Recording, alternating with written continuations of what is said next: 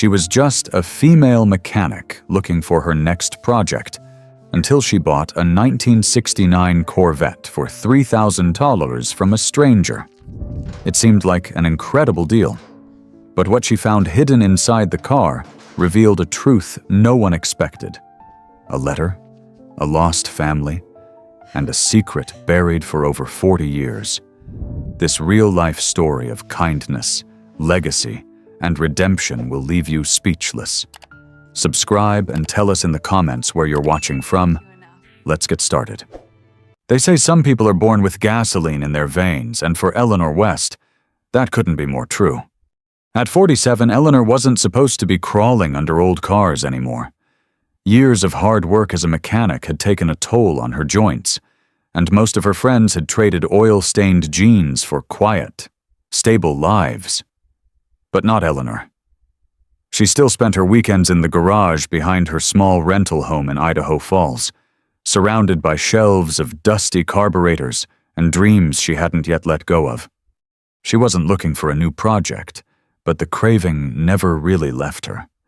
Then one overcast Thursday morning, with a lukewarm mug of coffee in hand, she spotted an ad that made her freeze.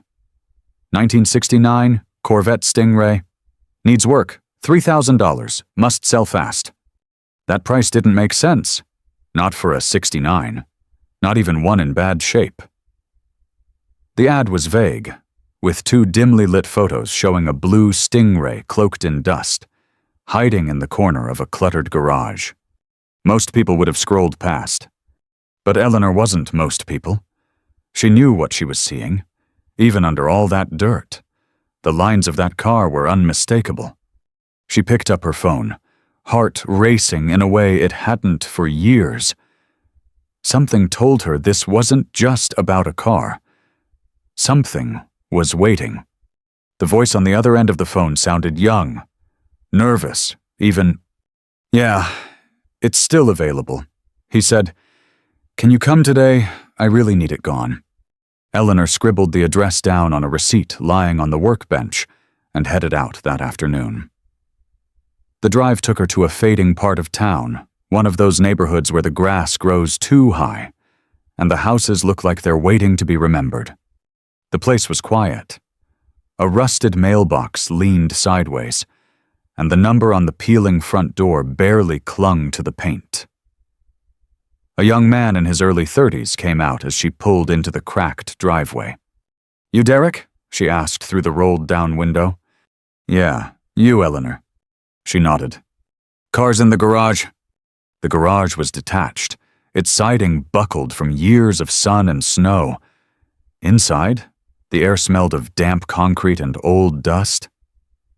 Derek pulled off a heavy tarp. And there it was, a 1969 Corvette Stingray in Le Mans blue. The body was coated in a layer of grime thick enough to write your name in, and the tires sagged like they'd forgotten what air felt like. But the car was all there miraculously untouched. Eleanor stepped closer, her breath catching just slightly. Despite the years, despite the filth, the lines were perfect, sharp, angry, alive. This wasn't just any car. It was the last of the C3s built before the 70s softened their edges. "What's the story?" she asked, brushing her hand along the curve of the fender. Derek shifted uncomfortably. "It belonged to my uncle. He said, he passed a few weeks ago, left me the car and the house. I don't know anything about cars. And I really just need the money." Eleanor raised an eyebrow. The way he said it felt rehearsed. Still, the price was impossible to ignore. "Has anyone else come to see it?" she asked. "A few called. You're the only one who actually showed up." She spent the next hour looking over the car. The VIN tag matched the frame. The 350 small block engine appeared untouched. And though the interior was worn and weathered, it hadn't been stripped or hacked apart. All original. Numbers matching. No frame rot. It needed love, but Eleanor could tell right away. It hadn't been abused. She leaned against the garage wall and crossed her arms. I'll take it. I can bring a trailer and cash in the morning. Derek exhaled with a mix of relief and something else. Guilt, fear. Cool, I'll have the title ready. The next morning, Eleanor returned with $3,000 in 20s and a flatbed trailer. Derek was waiting on the porch, title in hand. She noticed he didn't offer to help load the car. In fact, he kept glancing back toward the house as if he wanted this transaction over with as quickly as possible. When Eleanor asked if everything was all right, he gave a weak smile. Yeah, just weird seeing it go, that's all. But she knew better. She'd seen enough people try to offload things they shouldn't have had in the first place. Something about it sat wrong in her gut. But she'd made the deal. The paperwork was clean. The title had a name she didn't recognize, Robert Atwell. Must have been the uncle. Still, she couldn't shake the feeling that something was missing. Back at her garage, she started with the basics, a deep clean.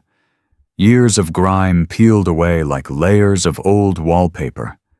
Underneath, the paint still had hints of its original shimmer. The chrome responded eagerly to polish, and every small victory felt like unearthing treasure. But then came the glove box. It stuck at first. She jiggled the latch, gave it a nudge, and it popped open with a faint click. Inside was a small leather pouch. Curious. Eleanor opened it. Inside were old registration papers, faded maintenance logs, and a photograph. It showed a man and a woman standing proudly beside the Corvette. The man, tall with jet black hair, held the driver's side door open, one hand resting casually on the roof. The woman leaned against the fender, her smile lighting up the frame. Scrawled on the back in blue ink, Rob and Clara, summer 71. A memory frozen in time. Eleanor stared at the photo for a long moment. She felt something then, an echo of love, of pride. Whoever owned this car, they'd cared. Deeply. She dug deeper into the pouch and found another folded paper, tucked behind an expired insurance card, aged and yellowed. It was a letter. To whoever finds this car, it began, written in a shaky hand. Please know this was once loved more than you can imagine. Eleanor sat back in her shop chair, letter in hand, grease smudged across her knuckles, heart beating faster than it had in months. That's when she realized this car had a story, and it hadn't ended yet. The letter was dated October 12th, 1979, and though the ink had faded and the paper had yellowed with time, the words felt alive. Eleanor read in silence, her hands trembling slightly. To whoever finds this car, if you're reading this, it means she's no longer in my hands. Maybe I've passed, or maybe life forced me to let her go. But this car, she's more than metal and gears. She was our first big dream. My wife Clara and I built our life around road trips and summer evenings with the top down. We called her Bluebird. She carried us through the best years of our lives. If you found this, please respect her story. She doesn't belong in a junkyard. She belongs with someone who understands. Signed, Robert Atwell. Eleanor folded the letter gently and stared at the blue Corvette sitting in her garage. Something inside her shifted. It wasn't just about the restoration anymore. She was part of someone else's unfinished story, and it wasn't hers to close. The next morning, Eleanor couldn't shake the feeling that something was off about the title. She remembered how nervous Derek had been, how quickly he wanted the car gone. She walked over to her tool bench and picked up the title again. The name was Clear Robert Atwell, not Derek's last name, and nowhere on the paperwork was there any mention of Derek being a legal heir. That's when she pulled out her laptop. She typed Robert Atwell obituary into a search engine. Nothing. Then Robert Atwell plus 1969 Corvette. Still nothing concrete. It was only when she dug into public records that she found a property deed from 1971, listing Robert and Clara Atwell as co-owners of the house where Eleanor had picked up the Corvette. But then, something else stood out. In 1982, ownership of the property had transferred not to a family member, but to a man named Gerald Tucker. A foreclosure, a sale under stress. Either way, it wasn't passed down to anyone named Derek. Eleanor felt a knot form in her stomach. She reached out to the local DMV office and requested a registration history for the vehicle using the VIN number, hoping they'd be willing to help an old mechanic doing a little digging. The woman on the phone, after some coaxing and a bit of charm, finally relented. What Eleanor learned made her go still. From 1969 to 1981, the car was registered to Robert Atwell. Then, abruptly, the registration was switched to Gerald Tucker. A gap of nearly 40 years followed, until in 2021, it was registered again, this time to Derek Tucker. Her suspicion was confirmed. Derek hadn't inherited anything. The car had changed hands, legally or not, long before he ever laid eyes on it. That evening, Eleanor sat in her garage, the letter from Robert in one hand, the title in the other. The photo of Robert and Clara lay beside her, stained with age. She couldn't sleep, not with this story unresolved. She went back to her computer. This time, she searched for Clara Atwell. And there she was, an obituary from 2015. Clara had passed away quietly at a nursing home just 2 towns over. The write-up was short, but it mentioned 2 children, Margaret Atwell Hart and Thomas Atwell. A trail. Eleanor hesitated, then typed Margaret Hart plus Idaho. A few more clicks, and she had a phone number. She stared at it for a long while, then dialed. The voice on the other end was cautious but polite. Hello? Hi. I'm sorry to bother you. My name is Eleanor West. I know this might sound strange, but I recently bought a 1969 Corvette that I believe once belonged to your parents, Robert and Clara Atwell. Silence. Then I'm sorry. What did you say? Eleanor continued, her tone soft. I found an old photo and a letter hidden in the car. It's clear your father loved this car very much. I think something happened that took it away from your family. The woman's voice cracked. My dad called that car Bluebird. He never forgave himself for losing it. Eleanor's eyes welled up. I'd like to show it to you. 2 days later. Eleanor stood outside her garage, the Corvette freshly washed and glinting beneath the afternoon sun. When a gray SUV pulled into her driveway, Eleanor's heart was pounding. Margaret stepped out first tall, early 50s, wearing a denim jacket and cautious eyes. A man followed behind her, shorter, stockier, probably her brother Thomas. They stopped in their tracks as they saw the car. Thomas spoke first. Holy hell, that's her! Margaret moved slowly toward the Stingray, her fingers trembling as they brushed the edge of the fender. She still smells the same, she whispered. Eleanor gave them space. After a few minutes, she handed Margaret the photograph and the letter. Tears came instantly. I thought we'd never see this again, Margaret said, voice cracking. Dad loved this car more than anything. It was the only thing he kept after the factory shut down, and we had to move. Then one day, it just disappeared. He said someone tricked him into signing it over. Mom said it broke him. Thomas nodded. He was never the same after that. Eleanor took a deep breath. I didn't know. I bought it in good faith. But when I found all this, I knew it wasn't meant to be mine. Margaret shook her head. You've done more than we ever could have asked. Just finding this, letting us see her again. It means the world. Eleanor wasn't done.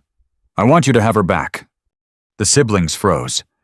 No, Eleanor, you bought her. You restored her. You deserve. I bought a car. Eleanor interrupted gently. But what I found was a legacy, a love story, a piece of your family. This car was never mine. I just helped it find its way home." They cried then, all three of them, not just for the car, but for everything it symbolized, the memories, the pain, the chance to heal something left unresolved for decades. For Eleanor, it wasn't about the money. It never was. It was about doing right. Eleanor sat alone in her garage the next morning, sunlight streaming across the polished blue hood of the Stingray. The car looked different now, not because anything had changed physically, but because she saw it with new eyes. She no longer saw a restoration project. She saw Robert and Clara. She saw their road trips, their laughter on summer nights, the way they must have leaned on each other when life got heavy. And she saw the wound that losing this car must have left behind. Her fingers brushed the edge of the leather-wrapped steering wheel. It felt sacred, like holding a piece of someone's soul. After Margaret and Thomas had left the previous day, reluctant, emotional, and still overwhelmed, Eleanor had stayed behind, watching the sun set behind the car. The decision to give it back had come easily. But now, in the quiet stillness, something else began to rise in her, a new understanding of her own life. For years, she had poured herself into machines. Fixing them gave her purpose, gave her control, gave her something that made sense. But it was people she had kept at arm's length. And maybe, just maybe, that was the part she had been restoring all along. Later that week, Margaret called. "I've been thinking about your offer," she said, voice soft. "And I spoke with my brother. We'd like to buy the car back." Eleanor smiled gently. "It's not about money." "I know. But we want to do this right. We've looked up the market. This car's worth over $50,000. We don't want to take advantage of your kindness." Eleanor chuckled. "You're not. I didn't buy her to flip her. I bought her because I needed something to bring back to life, and she gave me more than I ever expected." Margaret paused. "Can we at least pay you what you paid for her?" $3,000. "Yes." Eleanor nodded, though Margaret couldn't see it. "Then let's do it that way." There was a silence between them, warm, quiet. "We'd also like you to stay part of her story," Margaret added, "if you're open to it." They met at the bank the following Saturday. Thomas came with her, and the three of them signed the paperwork together, every signature written with reverence, like signing a peace treaty after decades of quiet heartbreak. Thomas handed over an envelope of cash. Eleanor passed over the notarized bill of sale. And just like that, the Stingray returned to its rightful bloodline. But not before Eleanor had one more thing to give. She pulled a small photo album from her truck. On its front cover, embossed in gold, were the words, "Restoring Bluebird. 2023. I documented everything." She said, "every step of the way. From the moment I rolled her off Derek's driveway to the day I first fired up the engine." Margaret took the album like it was something fragile. "You really did all this. For us." "No," Eleanor said. "I did it for the car, but now I know it was for you, too." The moment they said goodbye, something settled in Eleanor. She expected to feel sadness and emptiness, maybe, but instead, she felt lighter. Like she'd been holding on to a piece of grief that wasn't hers, and by letting the car go, she had let go of something inside herself. She got into her truck, started the engine, and sat there a moment longer. Then, for the first time in years, she drove away with no plans and no project waiting for her. That night, she sat on the back porch with a cold beer and watched the stars blink slowly to life above the Idaho sky. Her phone buzzed. A photo message. It was from Margaret. The Stingray, freshly washed, was parked in front of their childhood home. Thomas stood beside it, smiling wide, holding his young daughter in one arm and the car keys in the other. The caption read, "She's home. Thank you, Eleanor. We'll take it from here." And that's when it truly hit her. Restoring a car was never just about bolts and polish. It was about returning something that was lost, a memory, a dream, a piece of someone's soul. And now that she had, Eleanor West no longer felt like a woman chasing purpose. She felt whole. The week after Eleanor handed over the Stingray, her garage was too quiet. The blue tarp that had once covered the Corvette now hung folded on a shelf, and the tools she'd used daily sat untouched. She still wandered into the garage most mornings out of habit, coffee in hand, expecting to feel something regret, sadness, maybe even a pang of loss. But strangely, what she felt was peace. Still, the silence nudged at her, not in a painful way, but like a friend whispering, "You're not done yet." One morning, a letter arrived in her mailbox, real mail, handwritten. It was from Thomas. "Dear Eleanor, I can't stop thinking about what you did for us. Margaret and I have talked a lot, and we keep coming back to one thing. You didn't just restore the car. You restored part of our family we thought was gone forever. I was wondering, do you teach or mentor? Because if you ever wanted to, I'd love to learn. Not just about fixing engines, but about doing it right with care, with heart, like you did with Bluebird. Let me know. No pressure. Just think about it. With deep respect, Thomas." Eleanor set the letter down and stared into her coffee mug. She had never thought of herself as a teacher. She was a doer, a fixer, someone who worked with her hands and let the results speak for themselves. But maybe it was time to pass something on. She called Thomas later that day. "I'm not a classroom kind of person," she said bluntly. He laughed. "Didn't think so. But I've got tools. I've got space. If you're willing to learn, I'll show you what I know." Thomas was silent for a second. Then, that'd mean the world. They started that weekend. It began small, just an oil change on an old '84 El Camino that Thomas had bought cheap off Craigslist. But Eleanor could see it in his eyes, the same hunger she once had, the same reverence for the machine. She taught him how to listen not just to the engine, but to the story behind it. Every dent had a memory. Every squeak had a history. And for Eleanor, something inside her clicked again.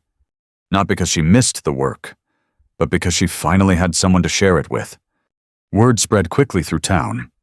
A local high school teacher asked if Eleanor might be open to hosting a few students for an after-school program. Nothing formal, just kids curious about mechanics, maybe interested in classic cars. At first, she hesitated. Teenagers weren't exactly her comfort zone. But one afternoon, a girl named Maya showed up with grease under her nails and an old Chevy keychain in her pocket. She said her grandfather used to own a '72 Nova, and she wanted to learn how to fix it up. Eleanor looked her over, saw the spark, and said, "All right, Saturdays. Don't be late." Within weeks, Eleanor's once quiet garage buzzed with life. 3 students became 5. 5 became 8. It wasn't long before people in the community started dropping off their old cars not to be fixed, but to be learned on. The local newspaper ran a piece about the garage grandma, and Eleanor, who had once been content working in silence, found herself at the center of something she never expected: a movement. Meanwhile, the Stingray Bluebird began making appearances at classic car shows.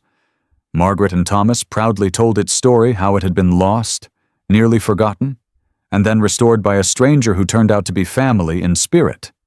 Photos of Eleanor began surfacing alongside the car, her weathered hands pointing out details to curious onlookers, or standing beside her new apprentices at events. She never bragged, never boasted. But when people asked why she gave the car back, she always said the same thing.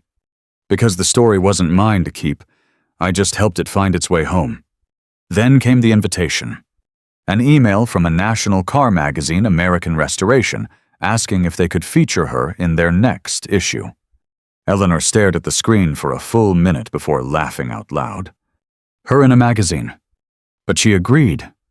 Not for fame, not for attention, but because maybe, just maybe, someone else out there needed to hear that doing the right thing was still worth it.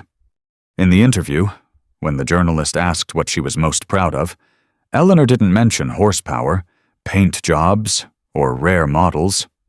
She just smiled and said, "I've restored a lot of cars in my life, but restoring people, that's new, and I think I'm just getting started."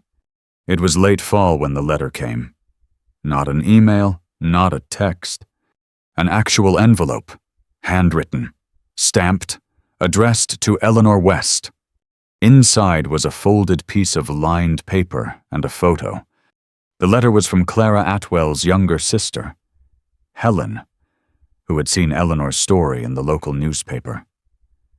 Her hands trembled slightly as she read the opening line. "I never got to say goodbye to my sister Clara, but now, through you, I feel like I finally can." Helen went on to describe how Clara had spoken often well into her final years about Bluebird, about the Corvette, about how she and Robert used to drive through the mountains, wind in their hair, believing they'd never grow old. Losing that car wasn't about losing a possession.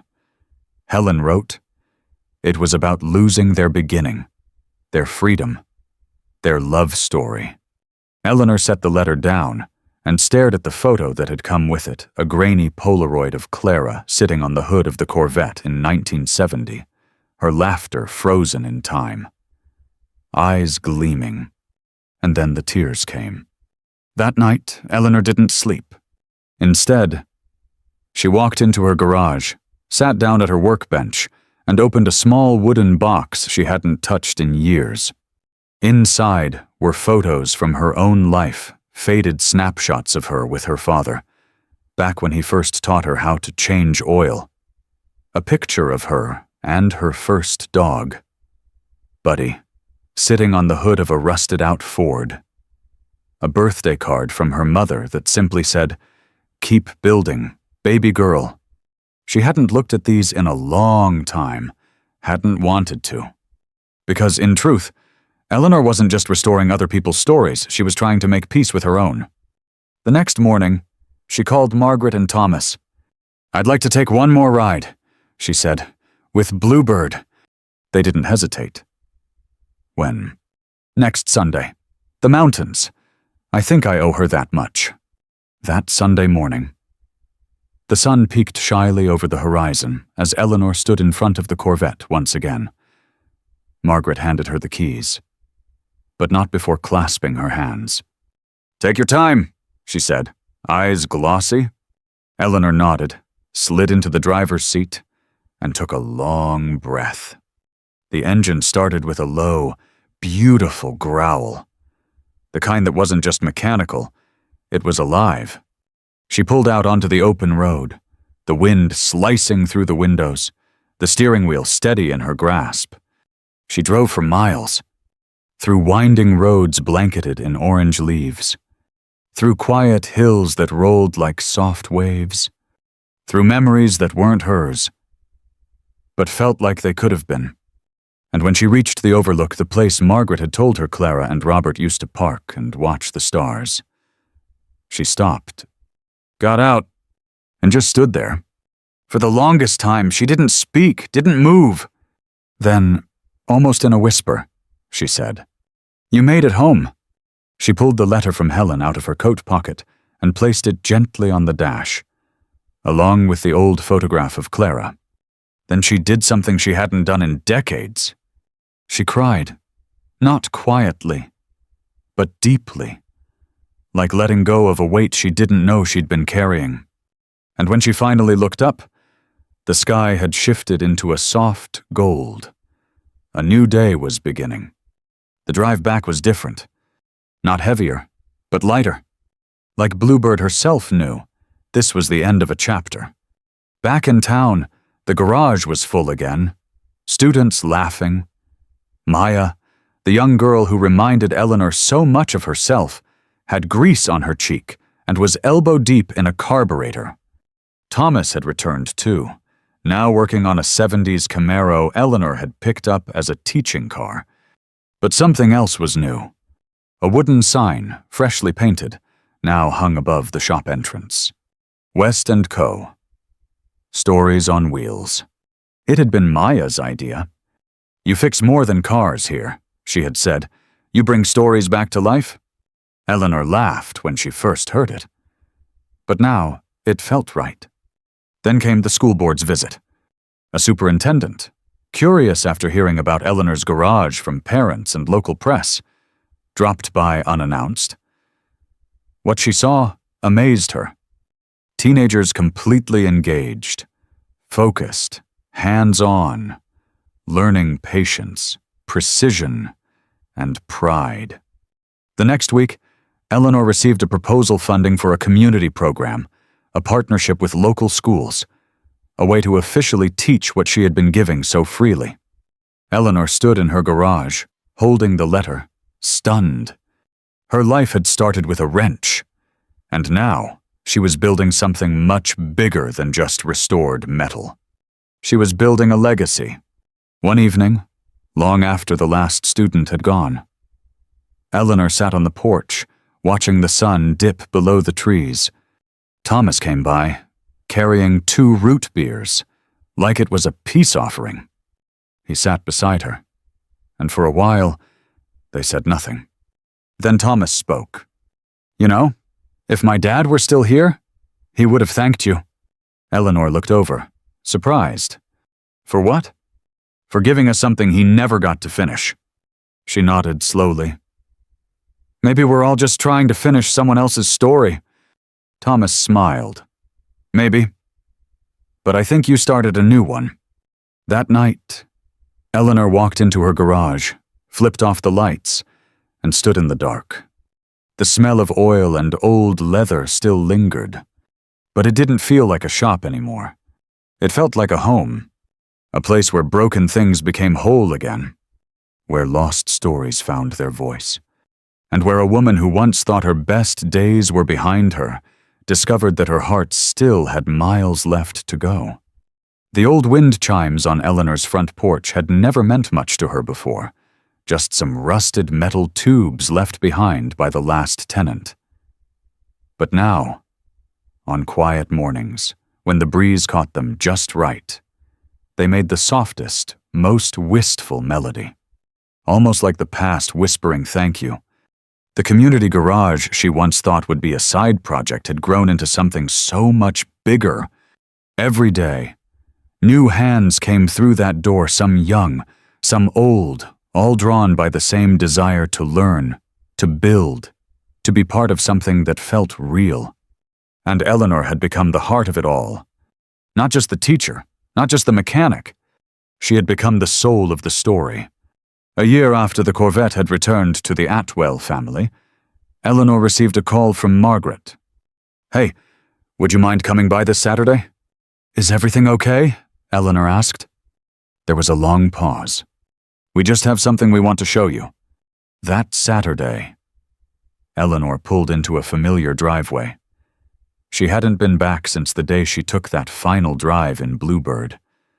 Her heart pounded with a strange mix of anticipation and calm. Margaret and Thomas greeted her with quiet smiles.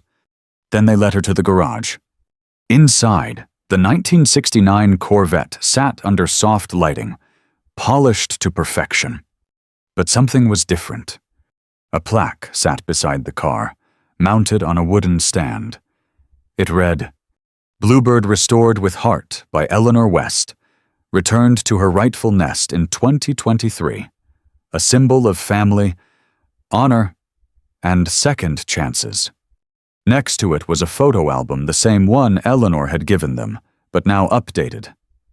Inside were new photos, the car at shows, on road trips, with grandkids in the passenger seat, and even one of Eleanor with grease on her cheek, laughing with a group of students. Margaret placed a hand on Eleanor's shoulder. "We're donating her to the State Automotive History Museum." Eleanor's head snapped toward her. "What?" "She'll be displayed for thousands to see, not because she's rare, but because of the story. Your story, Dad's story. The story of kindness and connection." Eleanor blinked, overwhelmed. You can't be serious." "We're very serious," Thomas added. "You gave her back to us.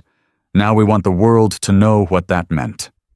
The day of the dedication ceremony, hundreds gathered at the museum. Students, mechanics, families, strangers. People Eleanor didn't even know had followed the story online or read about it in automotive magazines. The curator took the stage and said, "This isn't just a car. This is a monument to integrity, to the belief that some things like doing the right thing never go out of style." When Eleanor was invited to speak, she stepped up slowly, microphone in hand. Room hushed. She looked out at the sea of faces, the gleaming stingray behind her, and took a breath. "I've rebuilt a lot of engines in my life. Tightened bolts, replaced rusted frames, tuned carburetors. But what I didn't know until this car was that you can also restore people. You can return stories. You can bring families back together. You can take something broken and make it more beautiful than it ever was. And sometimes, what starts with a wrench ends with healing." Her voice cracked, but she didn't hide it. "I thought I was just buying a cheap car, but what I really found was a purpose I didn't know I still had." The crowd rose in applause, not the polite kind, but the kind that feels like thunder, like warmth, like truth. Back home, as she sipped tea on her porch that night, Eleanor looked up at the stars. A new wind blew through the chimes, high and sweet. She closed her eyes and smiled. She was no longer just a woman with a past. She was now someone who had completed a story and started dozens more. Because the truth was, she hadn't just restored a Corvette. She had restored what many thought was gone forever. Faith, kindness, and the belief that sometimes doing the right thing is the most powerful thing of all. Anyone can rebuild a machine, but to rebuild a legacy, you need something more. As the last light faded over the Idaho hills, Eleanor West sat on her porch, not with a wrench in hand, but with a sketch pad outlining her vision for a new kind of garage, one not built on horsepower, but on healing. Because what began as a forgotten Corvette had become something far greater, a classroom, a bridge between generations, a reminder that one act of integrity can ripple through dozens of lives. The woman once told her time had passed became the guide for those just beginning their journey. And for Eleanor and every soul who stepped into that garage with oil on their hands and hope in their hearts, the road didn't end at the finish line. It started there. The end. Up next, 2 more true stories that will move your heart. Click to keep traveling with us, and don't forget to hit subscribe if you believe kindness can change everything.